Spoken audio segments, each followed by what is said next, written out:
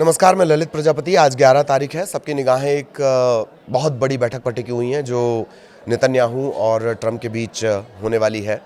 बहुत सारे सवाल जवाब हैं। मिडिल ईस्ट का तनाव लगातार बढ़ता जा रहा है। ईरान ने थोड़े से सकारात्मक रुख दिए हैं, लेकिन उन सकारात्मक रुख के बावजूद ये कहा जा रहा है, जो अलग अलग एक्सपर्ट हैं वो ये कह रहे हैं कि आखिर क्या वजह है कि ईरान से क्या अमेरिका और इजराइल डरे हुए हैं, और अगर ईरान से इजराइल और अमेरिका डरे हुए हैं तो उनके डर की वजह क्या है। क्या दोनों को ओवर कॉन्फिडेंस ने मार दिया है। जून के बाद दोनों ने कुछ और सोचा था और नतीजा कुछ और निकला है। इस तरह को लेकर तमाम बातें कही जा रही हैं। इसी पर आज बात करेंगे कि आखिर इस डर की वजह क्या है। नमस्कार, मैं ललित प्रजापति। तो आज ये महत्वपूर्ण बैठक होने वाली है। नेतन्याहू मुलाकात करेंगे ट्रंप से, और ज़ाहिर तौर पर जो नेतन्याहू हैं वो यही कहेंगे कि एनी हाउ किसी भी तरह अब हमला ही होना चाहिए, अटैक ही होना चाहिए। लेकिन वो वजह क्या है कि अमेरिका, ऐसा लगता है कि इस पूरी प्रोसेस के दौरान, जानकारों का ये कहना है कि पहले आपने कहा कि भाई परमाणु, जून में आपने कहा आपके परमाणु ठिकानों पर बम बरसा दिए, कह रहे सब परमाणु हथियार हमने ख़त्म कर दिए, सारा नेस्त नाबूद कर दिया। 3 जगह पर जो परमाणु B2 बॉम्बिंग हुई थी, एक बात।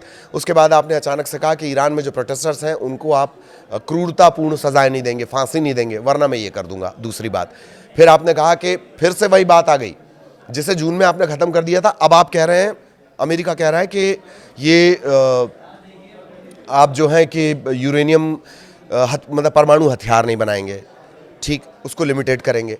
फिर अचानक से बात बैलिस्टिक मिसाइल पर आ जाती है कि मिसाइल जो है वो आप कम बनाइए। तो आखिर ऐसी वजह क्या रही है कि अमेरिका, ऐसा लगता है जानकारों को कि अमेरिका टाइम को खींच रहा है, बार बार वो टाइम बाय करने की कोशिश कर रहा है, टाइम खींचने की कोशिश कर रहा है। इस दशा में जानकार ये कहते हैं कि हमला तो तय है। ज़्यादातर जानकारों का यही रुख है। अब हमला किस तरीके से होगा, इसे लेकर 2 बातें हैं। आप जानते हैं कि हर एजेंसी के जो एजेंट्स होते हैं वो हर जगह मौजूद होते हैं। तो हो सकता है कि ईरान से किसी फर्जी सी मिसाइल उड़े और फिर अमेरिका कहे कि ये तो USS अब्राहम लिंकन पे ये मिसाइल गिराई गई है और अब हम इसका बदला लेंगे। ठीक है, ये भी हो सकता है कि ईरान की तरफ से ना ये मिसाइल फेंकी गई हो, पर ईरान में जो मौजूद हैं, जो एजेंट्स मौजूद होते हैं, वही ऐसे कर लें। इसके लिए एक टर्म भी होता है, फॉल्स फायरिंग समथिंग, मैं उसे भूल रहा हूं अभी। ये भी हो सकता है। तो बहाना मिल जाएगा, विश्व बिरादरी के सामने बताने को मिल जाएगा कि देखिए हम पर अटैक हुआ, इस वजह से हमने अटैक किया। जानकार ये कह रहे हैं कि अटैक तो होगा, और या फिर दोनों ही पक्ष अपने रुख में नरमी ले आए, वो कहीं नजर नहीं आता बातचीत के दौरान। लेकिन अमेरिका का या ईरान का या इजराइल का, अमेरिका का या इजराइल का सबसे बड़ा डर है क्या? सबसे बड़ा डर है मिसाइल पावर। खामनेई का मिसाइल पावर सबसे बड़ा डर है। और कितनी हैरानी की बात है, एक्सपर्ट्स ये भी दावा कर रहे हैं, जो GPS के ज़रिए, जो सैटेलाइट के ज़रिए तस्वीरें सामने आई हैं, उसके ज़रिए कंपैरिजन किया जा रहा है। जून का घटनाक्रम हुआ, जून के बाद जुलाई, अगस्त, सितंबर, अक्टूबर, नवंबर, दिसंबर, जनवरी, ठीक, करीब करीब 6 महीने। तो 6 महीने में ऐसा क्या हो गया भाई? जून में तो तय हो गया था, शांति वार्ता हो गई थी, युद्ध विराम हो गया था, लेकिन इन 6 महीनों में ऐसा हुआ क्या? दरअसल जो जानकार हैं वो सैटेलाइट इमेजों के ज़रिए ये कह रहे हैं कि बहुत तेज़ी से ईरान ने अपने परमाणु कार्यक्रम को बनाया है। जो जगह ध्वस्त नज़र आ रही थी, जहाँ पर मिसाइल के अड्डे थे जो साफ थे, जिन्हें ख़त्म कर दिया गया था, अब वहाँ पर बड़े बड़े स्ट्रक्चर नज़र आते हैं और मिसाइल के प्रोडक्शन की बात आती है। मोटा मोटी अनुमान यह है कि करीब 2000 से 3000 मिसाइल जो है वो ईरान डेवलप कर चुका है। सबसे बड़ी बात, ईरान ने फोकस्ड वर्क किया, सबसे पहले कंस्ट्रक्शन वर्क किया, जो अब सैटेलाइट इमेजों में नज़र आता है। और अब ये नज़र आ रहा है, मतलब ये मान के चलिए कि 3 महीना पहले ये हो चुका है। यानी जुलाई, अगस्त, सितंबर, अक्टूबर तक लगभग ये पूरी तैयारी हो गई होगी।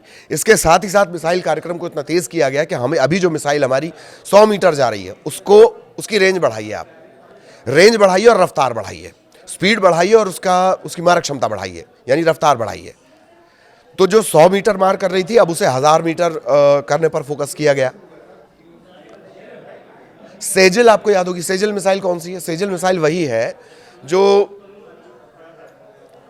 युद्ध के दौरान, यानी जून में जब युद्ध चल रहा था, तब अमेरिका के बेस पर, अमेरिका का जो सेना का मिलिट्री का बेस है, वहां पर जो दागी गई थी, वो सेजल मिसाइल ही थी। अब और खुर्रम शहर आ गई है, सेजल का सीक्वेंस है, फतह का ये सीक्वेंस है।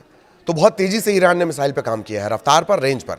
जो 100 मीटर वाली थी उससे कहा गया कि इसे बढ़ाइए, इसे 1000 तक करिए, और इसमें वो कामयाब भी हुआ। ये इनपुट अंदरूनी मिल रहे हैं, सूत्रों के हवाले से खबर मिल रही है। और यही वजह है कि अब सबसे ज़्यादा परेशानी बढ़ गई है किसकी? इजराइल की। इजराइल इसी वजह से भागा भागा पहुंचा है अमेरिका के पास कि नहीं, एनी आओ हमला करिए और वो अटैक करिए और ये सारी मिसाइल्स जो हैं, या तो कोई और दूसरा रास्ता निकाला जाए। अब ये अमेरिका और इजराइल पर है कि रास्ता क्या निकलता है। रास्ता तो युद्ध का ही नजर आता है जानकारों के हिसाब से। कौन कौन सी मिसाइल है जो सबसे ज़्यादा परेशानी खड़ी कर सकती है? इसमें खुर्रम शहर है, इसे खैबर भी कहा जाता है। खुर्रम शहर 4 की बात कही जा रही है। ये एक MRBM मिसाइल है और मध्यम दूरी की है, 2000 किलोमीटर तक इसका दायरा है, लेकिन खबर यह है कि इस दायरे को और ज़्यादा बढ़ा दिया गया है। ये सिर्फ 2000 तो जो रिपोर्ट्स में आई हैं, इससे और ज़्यादा बढ़ा दिया गया है। मतलब अमेरिका का भी एक हिस्सा अगर ईरान चाहे तो उसकी जद में आ रहा है। फिर इजराइल की क्या बिसात। सबसे ज़्यादा जो परेशानी बढ़ा रही है वो खुर्रम शहर 4 है। इसके अलावा सेजिल है, जिसका इस्तेमाल पहले भी किया जा चुका है। इसकी क्षमता के बारे में 1500 से 2500 तक किलोमीटर तक कही जाती है, लेकिन इसकी भी क्षमता को बढ़ा दिया गया। करीब करीब 3 से 5000 की क्षमता इसकी बताई जा रही है। मारक क्षमताएं बढ़ाई गई हैं। गदर है, शहाब है, हज कासिम है। हज कासिम का नाम इमाद भी है। ये अलग अलग नाम सामने आ रहे हैं।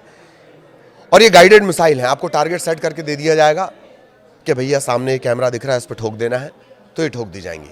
तो मिसाइल वो सबसे बड़ी वजह है जिसके चलते अमेरिका बार बार टाइम बाय कर रहा है।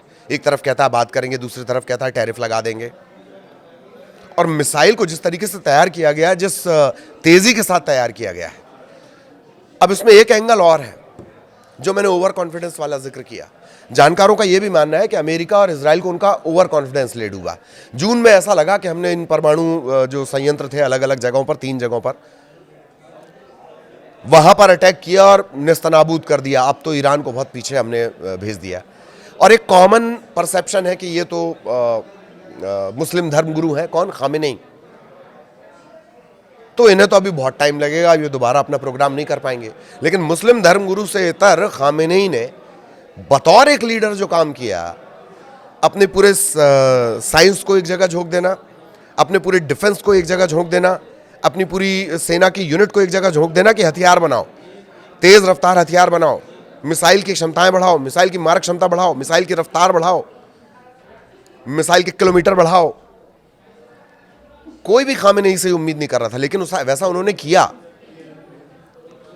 लेकिन अमेरिका और इजराइल ओवर कॉन्फिडेंट थे। जबकि ये कहा जाता है कि युद्ध में कभी भी दुश्मन को कमजोर नहीं समझना चाहिए। बड़ी कॉमन है ये बात। दुश्मन को कमजोर समझना कहीं ना कहीं भूल हो गई।